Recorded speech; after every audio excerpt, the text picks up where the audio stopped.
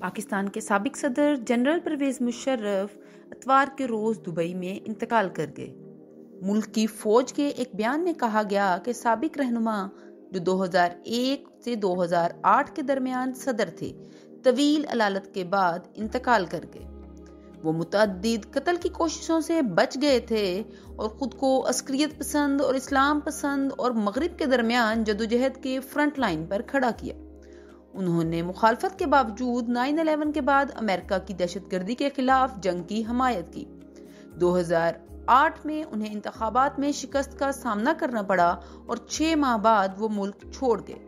جب وہ 2013 میں الیکشن لڑنے کی کوشش کے لیے واپس آئے تو انہیں گرفتار کر لیا گیا اور ان پر سنگین غداری کے الزامات عائد کیے گئے، اور 1 ماہ سے بھی کم عرصے کے بعد اس فیصلے کو کالعدم قرار دینے کی وجہ سے انہیں موت کی سزا سنا دی گئی تھی۔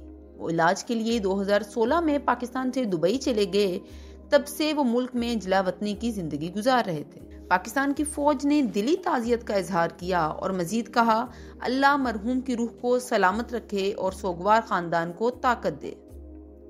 پاکستان کے صدر عارف الوی نے مرحوم کی روح کے ابدی سکون اور سوگوار خاندان کے لیے یہ صدمہ برداشت کرنے کی ہمت کی دعا دی۔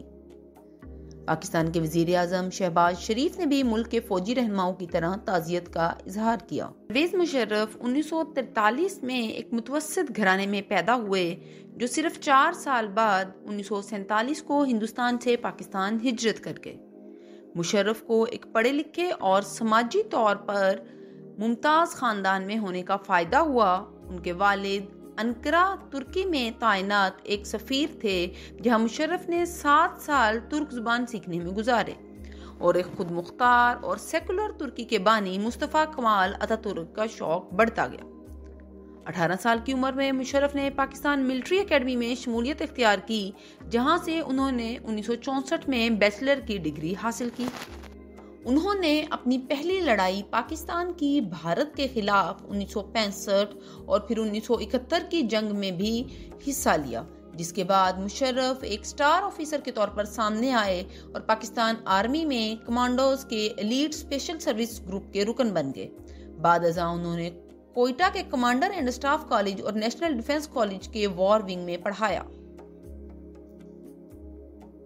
1998 میں مشرف کو مسلح افواج کا سربراہ مقرر کر دیا گیا، اور اکتوبر 1999 میں جب وہ بیرون ملک سفر کر رہے تھے برطرف کر دیا گیا۔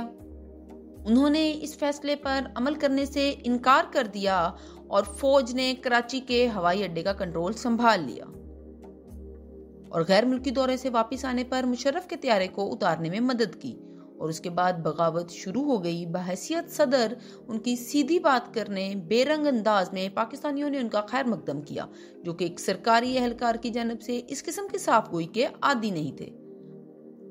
لیکن اکثریت کے لیے مشرف کا دور تشدد کا دور تھا۔ ان کی اپنی زندگی میں کم کنٹرول تھا اور جمہوری نمائندگی کی عدم موجودگی بھی تھی۔ جنرل پرویز مشرف ایک نایاب بیماری ایملائڈوسس میں مبتلا تھے اور ایک طویل عرصے سے اس بیماری سے جنگ کر رہے تھے۔ دبئی میں پاکستان کے قونصلیٹ جنرل نے ایک نو آبجیکشن سرٹیفکیٹ بھی جاری کر دیا، کیونکہ مشرف کا خاندان ان کی میت پاکستان واپس بھیجنے کا ارادہ رکھتا ہے۔ انہوں نے مزید کہا، ہم اہل خانہ کے ساتھ رابطے میں ہیں اور قونصل خانہ ہر طرح سے سہولت فراہم کرے گا۔ جنرل پرویز مشرف کی میت کو تدفین کے لیے پاکستان لانے کے لیے پیر کو خصوصی پرواز دبئی جائے گی۔ آپ کو ہماری یہ ویڈیو کیسی لگی؟ کامنٹ باکس میں ہمیں ضرور بتائیے۔